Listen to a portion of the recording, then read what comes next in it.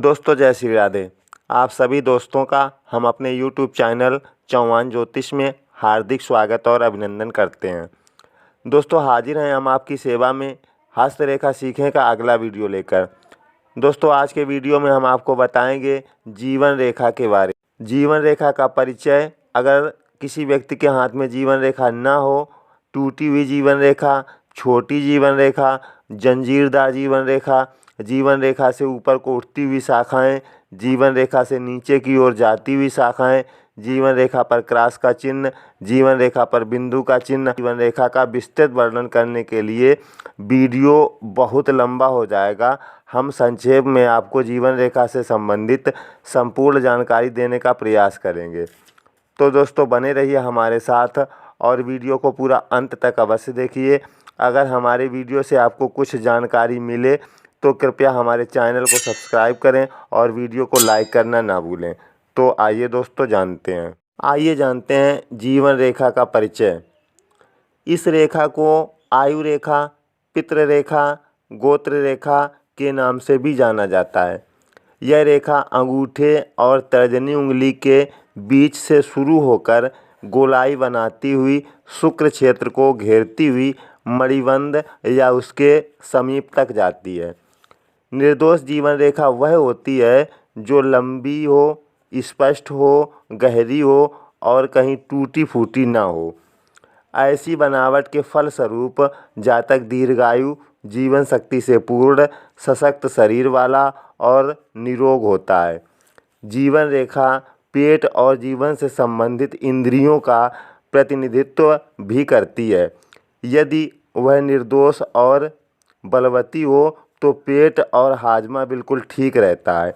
यदि जीवन रेखा छोटे छोटे टुकड़ों से बनी हुई हो या जंजीराकार हो तो स्वास्थ्य निर्बल होगा और पेट खराब रहेगा और जातक के जीवन में जीवन शक्ति की कमी होगी। कुछ हाथों में जीवन रेखा चौड़ी और छिछली सतह के ऊपर बनी हुई होती है। चौड़ी और छिछली रेखा को देखकर कुछ लोगों का अनुमान होता है कि वह अच्छे स्वास्थ्य और सबल शरीर की द्योतक है, किंतु वास्तव में पतली और गहरी रेखा इस संबंध में अधिक गुणकारी मानी जाती है। चौड़ी रेखा उन लोगों के हाथ में पाई जाती है जिनमें पाशविक शक्ति अधिक होती है। यह रेखा कुछ कार्यों में तत्परता दिखाने के लिए प्रेरित करती है। डाकू, चोर, व्यभिचारी तथा असामाजिक तत्वों की जीवन रेखा चौड़ी या मोटी लकीर लिए हुए होगी। गहरी रेखा उन लोगों के हाथ में होती है जो साहसी होते हैं, जिनमें सहन शक्ति और इच्छा शक्ति की प्रबलता होती है। गहरी रेखा वाले लोगों में चौड़ी रेखा वाले लोगों की अपेक्षा किसी बीमारी या मुसीबतों का सामना करने की अधिक क्षमता होती है। चौड़ी रेखा मांसपेशियों की शक्ति की ओर संकेत करती है और गहरी रेखा इच्छा शक्ति के बलवान होने का संकेत करती है। जब जीवन रेखा अर्धवृत्त आकार में शुक्र क्षेत्र को घेरकर उसको विस्तृत कर देती है तो जातक में शुक्र क्षेत्र के गुणों का प्रभाव पड़ता है। उसमें प्रेम करने की कला और कल्पनाशीलता और रोमांटिक स्वभाव आ जाता है। यदि जीवन रेखा सीधी हो और शुक्र क्षेत्र को संकीर्ण कर दे तो जातक में शुक्र के गुणों की कमी आ जाती है।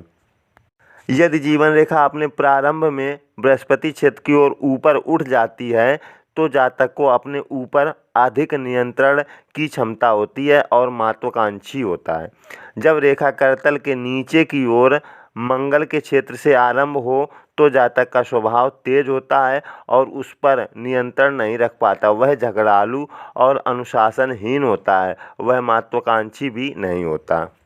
जब जीवन रेखा से कई रेखाएं ऊपर को उठती हों, चाहे वह छोटी ही क्यों न हो, तो यह प्रकट होता है कि जातक का जीवन शक्ति से पूर्ण है और जिस स्थान से ये रेखाएं ऊपर उठती हों, जीवन के उन भागों में जातक अपने भाग्य को सुधारने का प्रयत्न करता है। जब ये रेखाएं उठकर बृहस्पति क्षेत्र की ओर जाती हों तो यह समझना चाहिए कि जातक के मन में ऐसी उन्नति करने की आकांक्षा उत्पन्न हो गई है जिससे वह दूसरों के ऊपर अधिकार प्राप्त कर सके। यदि कोई शाखा जीवन रेखा से उठकर मस्तिष्क रेखा पर रुके तो ऐसा योग इस बात का प्रतीक है कि किसी बौद्धिक गलती से या गलत निर्णय के कारण जातक के प्रयत्न में सफलता प्राप्त करने में बाधा पड़ गई है। यदि जीवन रेखा से उठी हुई रेखा हृदय रेखा पर समाप्त हो गई हो तो यह अर्थ होगा कि प्रेम या स्नेह के कारण जातक के सफलता प्राप्त करने में विघ्न उत्पन्न हो गया है। यदि इन उठती हुई रेखाओं में से कोई भाग्य रेखा में मिल जाती है तो वह यह संकेत करती है कि उस समय से जब वह जीवन रेखा को छोड़ती है, जातक अपना भाग्य सुधारने का दृढ़ प्रयत्न करता है और उन परिस्थितियों से जिनसे वह घिरा होता है अपने आप को स्वतंत्र करता है। अगर जीवन रेखा चलते हुए बीच में जाकर पतली और कमज़ोर हो जाए तो जीवन के उस भाग में जातक की सेहत कुछ खराब रहती है। अगर जीवन रेखा पीली सी हो और चौड़ी हो तो जातक की सेहत कमज़ोर रहती है, स्वभाव भी कुछ बुरा होता है, यानी ईर्ष्यालु स्वभाव भी हो सकता है। अगर जीवन रेखा लाल रंग की और गहरी हो तो जातक का क्रोधी स्वभाव होता है, अक्सर उसे बुखार भी रह सकता है।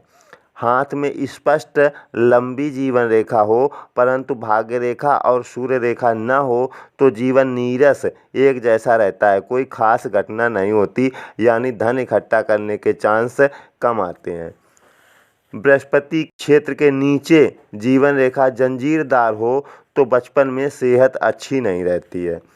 अगर चंद्र पर्वत को छूती हुई जीवन रेखा शुक्र के पर्वत को अधिक घेरे में लेती है तो उसकी लंबाई बढ़ जाती है। इस दशा में व्यक्ति की आयु भी बढ़ जाती है। अगर जीवन रेखा बृहस्पति क्षेत्र से आरंभ होती है तो मनुष्य की कोई बड़ी आकांक्षा पूरी होती है।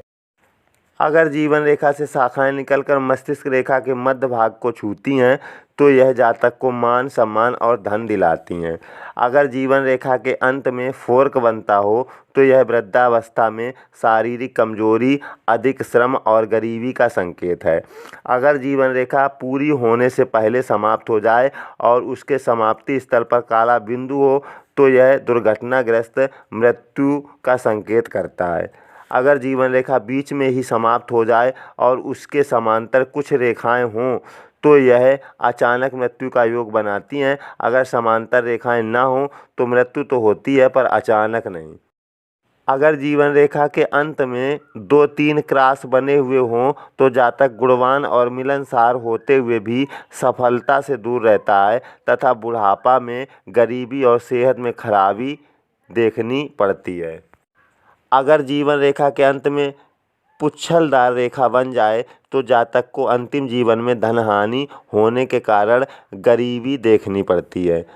अगर जीवन रेखा उद्गम स्थान पर मस्तिष्क रेखा तथा हृदय रेखा से जुड़ी हुई हो तो यह अचानक मृत्यु की सूचना देती है। अगर जीवन रेखा के समाप्ति स्थल पर बहुत सी आड़ी तिरछी रेखाएं काटें और बीच में भाग्य रेखा भी सम्मिलित हो तो बचपन की गलतियों के कारण बुढ़ापे में जातक की सेहत खराब होती है। अगर जीवन रेखा के आरंभ में 2-3 फोर्क बने बृहस्पति क्षेत्र के नीचे तो जातक के माता पिता को मान सम्मान तथा बड़ा धन लाभ हो जिससे जातक को भी बाद में लाभ होता है। अगर ऊपर बनने वाले फोर्क क्रॉस में बदल जाए तो मुकदमे हारने का योग बनता है जिससे मान सम्मान और धन हानि की संभावना होती है। अगर जीवन रेखा के 2/3 भाग पर एक शाखा नीचे की ओर आए तो जीवन शक्ति के कम होने का संकेत मिलता है। अगर जीवन रेखा बीच में टूटी हुई हो और जीवन रेखा के दोनों टुकड़ों को एक छोटी रेखा क्रॉस के रूप में मिलाती हो तो यह भयानक बीमारी के बाद आराम आना बताती है। अगर जीवन रेखा बीच में टूटी हुई हो और दोनों टुकड़े एक वर्ग द्वारा मिलाए गए हों तो यह किसी बड़े शारीरिक कष्ट से बचाव दर्शाता है।